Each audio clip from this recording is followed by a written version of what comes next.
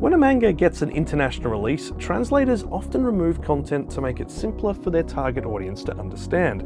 Komi Can't Communicate was certainly no exception to this rule, and with its anime adaptation landing on Netflix next week, we thought we should probably have a look at some of the stuff Viz Media left out when they did their adaptation. Kawaii-Fi!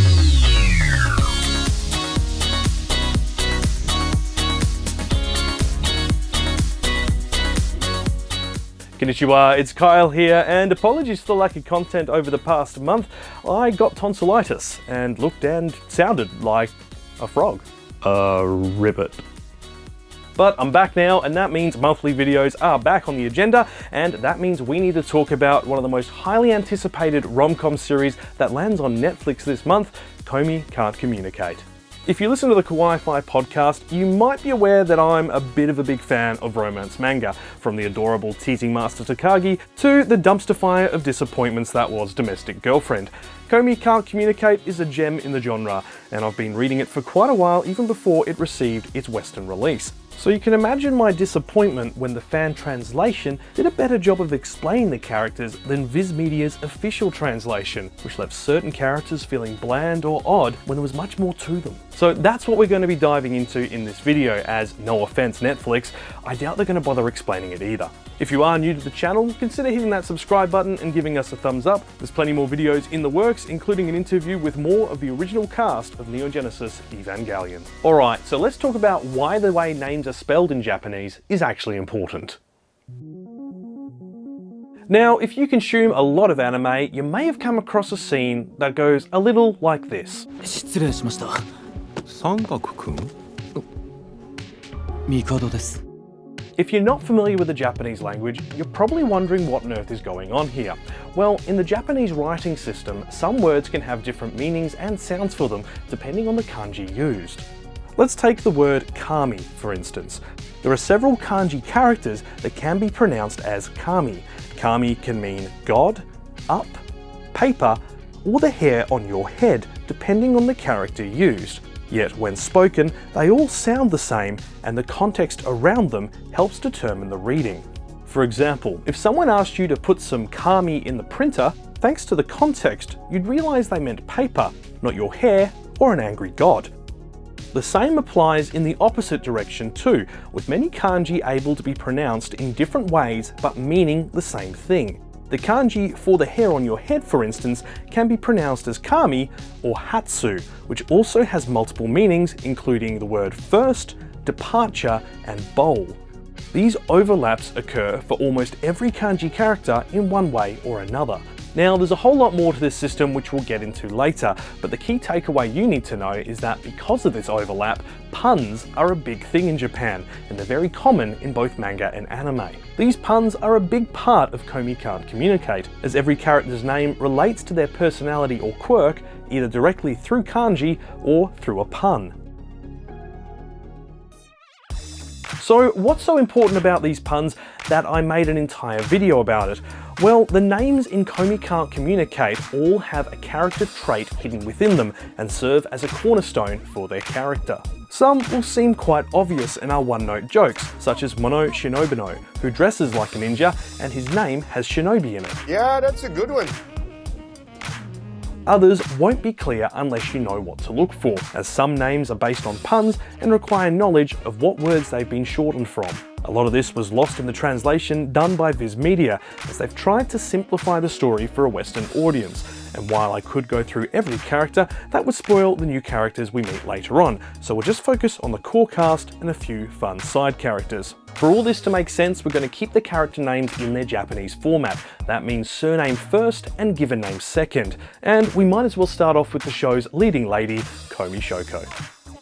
Now, if you picked up on the fact that Komi sounds an awful lot like Communicate, congratulations, you've spotted the first pun. Komi's entire name is a pun.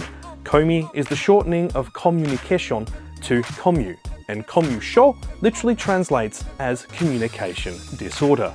Her entire character is based on the fact she struggles to communicate, with even her given name suggesting her fragility, as Shouko's kanji means glass. Opposite Komi is Tadano Hitohito, whose name is a little bit more complex than you might realise, so bear with me as we dive into some light linguistics here. Tadano is taken from the phrase Tadano Otoko, which translates as just some guy, and Hito means man. Tadano is literally just some guy. He's average at most things, believes he looks average and doesn't stand out, which is why he's just some guy. The kanji for his given name, hitohito, can also be read as the word humanitarian, which explains his desire to help those around him. But if you're wondering why his name is read as hitohito when it has two different kanji, it goes back to what we were talking about earlier. The first symbol can be pronounced jin, which is also another way to read hito. What it comes down to is the reading style of the symbol, whether it's onyomi, a sound-based reading that were borrowed from the Chinese words, or kunyomi, which covers the native Japanese words they already had.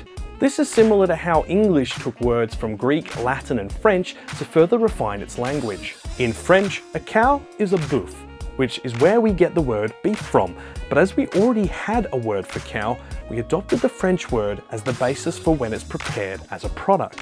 For instance, you buy beef at the butcher, not cow. A similar thing happened in Japanese when they added the Chinese characters into their language. If they already had a word for something, the kunyomi, then the onyomi was added as an alternative reading for it. This is why Jin can be read as Hito in this context, and it's why Tadano's screen name in his LINE messaging app is Jin Jin. Now let's talk about the supporting cast, and we'll start with the entity known as Osana Najimi. Their name literally means childhood friend, and all they've done is split the word in two. Their gender is a mystery, however, and the reason for that is quite interesting. They are the physical equivalent of everyone's childhood friend. Regardless of whether you had a male or female childhood friend, Najimi is that friend, and the way they behave around people correlates with it. While there are moments where Najimi states they're a boy or a girl, it's typically for comedic effect or to diffuse a situation, and not actually seen as a definitive statement on their gender or identity. And as they continue to use both male and female suffixes, their gender will forever remain unknown. Agari is one of the first side characters we're introduced to in the series, and her name contains many puns which reveal her identity. First on the list, Agari is a pun on Agari Show, which means stage fright, and explains her nervous nature. Her given name, Himiko, is believed to be a pun on Hikyo, which translates to cowardly, and to make matters worse, the first symbol in her given name, Hi, is often interpreted to mean a lowly or vulgar person, and apparently gluttony, both of which will make sense later in the series. Next, we need to talk about a character you'll either hate or really hate, and that is Yamai Ren. As hinted in the original fan translation, Yamai-san is straight up yandere, and they're not wrong. While her name is written as Yamai, which means mountain and well, there's also a single kanji that is pronounced Yamai, and it translates as sick or illness. The character used for her given name Ren can also be read as koi, which translates as love. And Yamai Ren is certainly a bit of a sicko who's too infatuated with Komi. On the opposite side of the scales, and often interfering in Yamai's plan, is Nakanaka Omaharu. Nakanaka's name is actually quite a giveaway to her identity. Naka can be read as Chu, and shares the same kanji used in Chuunibyou. If you've not heard this phrase before, it translates as second year middle school syndrome, or 8th grade syndrome in translations, and it's in reference to middle school students who have delusions of grandeur and describe themselves as a special person with unique powers to make themselves stand out. The symbol that follows directly after it is an iteration mark, used for duplicated characters or words, which is why her name is read as Nakanaka. Her given name of Omaharu uses the kanji for thoughts or to think, which is used for imagine or dreams, and spring, which is frequently connected with youth. It's also the first two kanji used in adolescence. And here's a few more notable characters you might want to keep an eye out throughout the season. Yadanu Makaru, apparently based on the phrase Makaru Yadano, which means I hate losing. She sees Komi as her self-declared rival and competes with her, but it's a one-sided rivalry.